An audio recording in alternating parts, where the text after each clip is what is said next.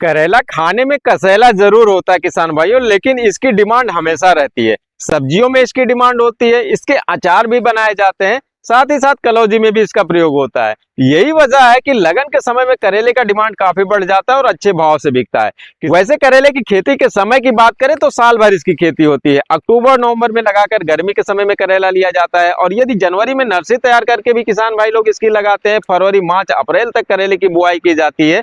वैसे जो बरसात के समय वाला करेला होता है, इसकी खेती थोड़ी सी अलग होती है, क्योंकि बरसात के समय में जब भी आप करेला लगाएंगे आपको हमेशा मचान बनाकर लगाना होगा। वैसे गर्मी के समय में या फिर ठंडियों के समय में जो करेला लगाते हैं, कुछ किसान भाई लोग इसमें मल्चिंग का यूज कर लेते हैं, ड्रिप के साथ मल्चिंग लगाते हैं, और बिना ड्रिप के भी मल्चिंग अच्छी तरीके से यूज किया जा सकता है। तो बिना ड्रिप के भी मल्चिंग लगाकर कुछ किसान भाई लोग इसकी खेती करते हैं। यदि मल्चिंग का यूज नहीं कर रहे हैं तो इसमें गन्ने की पत्तियां या फिर सरसों के डंडे या और कोई भी मतलब जो है खरपतवार इसमें रखा जाता है, क्योंकि करेले में दाग धब्बे ज्यादा लगते हैं। यदि उसमें पानी लगा, सड़न लगा, तो इसमें करेले में दाग धब्बे ज्यादा लगते हैं। तो ये सब चीजें किया जाता है। सबसे अच्छा तरीका है आप साल में कभी भी करेले की खेती करें तो मचान बनाकर करें। तो किसान भाइयों, आज की इस वीडियो में हम आप लोगों को करेले के कुछ ऐसे किस्मों के विषय में जानकारी देने वाले हैं जो मार्केट में हमेशा चलती है, साल भर आप इसकी खेती कर सकते हैं। और ये हाइब्रिड किस्में है, कांटेदार है। किसान भाइयों, करेले की बहुत सी किस्में मार्केट में है। साइज के हिसाब से बात करें तो मान के चलिए 3 इंच से लेकर 1 फीट लंबाई तक के कांटेदार करेले की भी बहुत सी वैरायटियां हैं।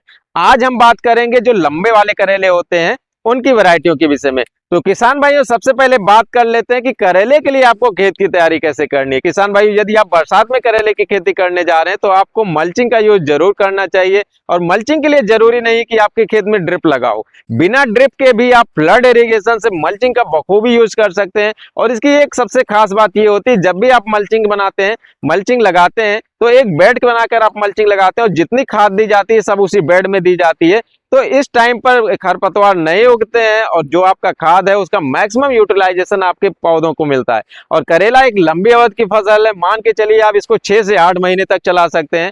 करीब 45 से 50 दिन में पहली हार्वेस्टिंग शुरू हो जाती है, तो बाकी का जो समय आप पूरा इसमें हार्वेस्टिंग ले सकते हैं। तो सही मैनेजमेंट करेंगे तो आप करेले से अच्छा उत्पादन निकाल पाएंगे किसान भाइयों।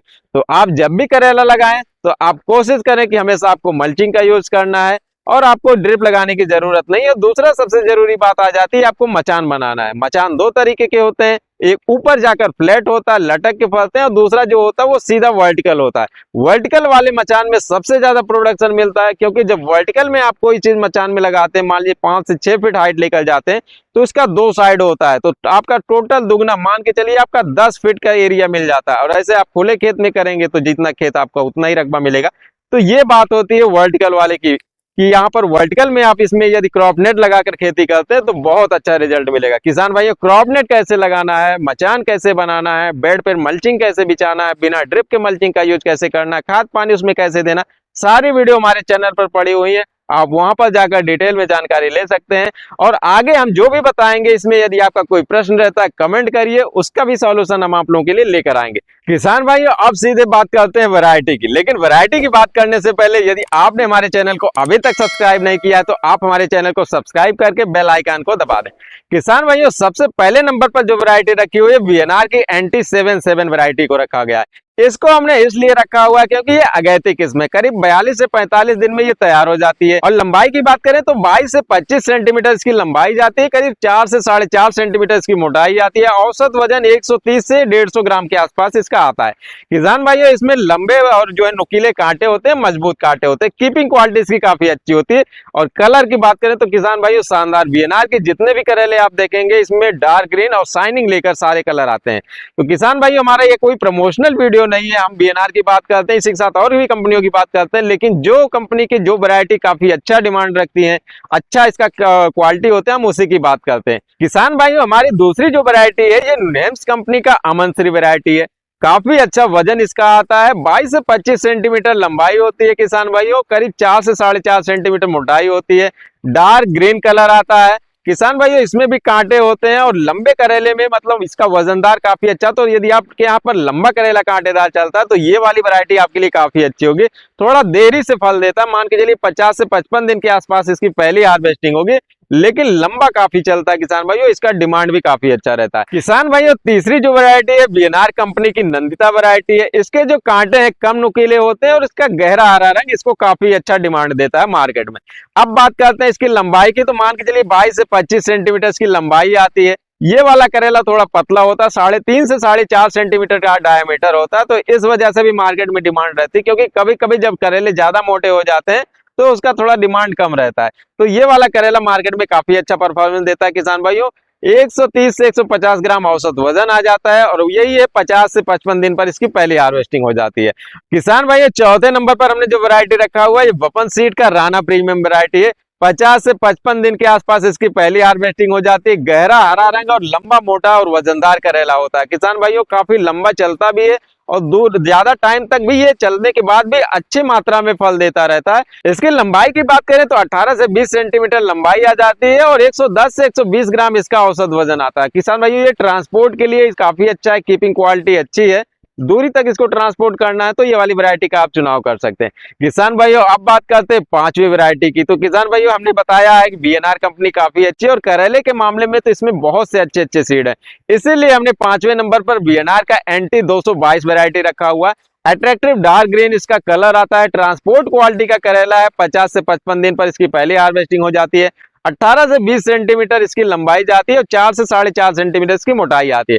110 से 120 ग्राम औसत वजन होता है। किसान भाइयों खरीफ के लिए काफी अनुकूल वैरायटी है, इसमें नुकीले कांटेदार जो है मजबूत कांटे होते हैं। किसान भाइयों बात करते हैं अगली वैरायटी का। इसमें हमने अंकुर सीड का श्रीधर वैरायटी रखा हुआ है। ये भी अंकुर सीड का नया एक वैरायटी आया हुआ, मार्केट में काफी अच्छा चल रहा है। इसमें कठोर और नुकीले कांटे होते हैं, नुकीले कांटे जल्दी टूटते नहीं, तो इस वजह से कीपिंग क्वालिटी अच्छी होती है और इसकी लाइट अच्छी बनी रहती है। इसका कलर डार्क ग्रीन आता है और 15 से 20 सेंटीमीटर की लंबाई जाती है। किसान भाइयों ये थोड़ा अर्ली है, 45 से 50 दिन पर इसकी पहली तुड़ाई आ जाती है।